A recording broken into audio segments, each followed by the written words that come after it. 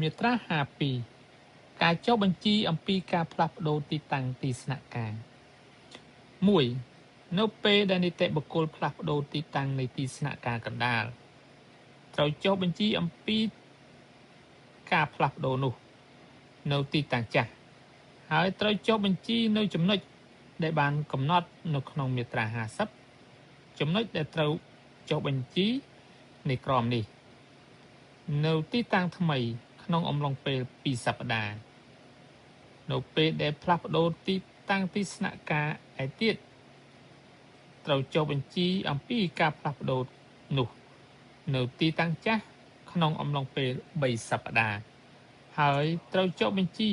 នៅចំណុចដែលបានកំណត់នៅក្នុងមាត្រា50ចំណុចដែលត្រូវបានចុះបញ្ជីនោះនៅទីតាំងថ្មីក្នុងអំឡុងពេល4សប្តាហ៍ 2. ទោះបីមានបញ្ញត្តិនៃកថាខណ្ឌទី1ខាងលើនេះក៏ដោយ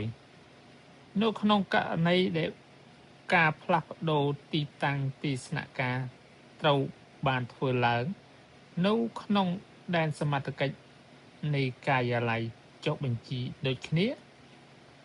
នោះគ្រាន់តែចុះបញ្ជីអំពីការផ្លាស់ប្ដូរទីតាំង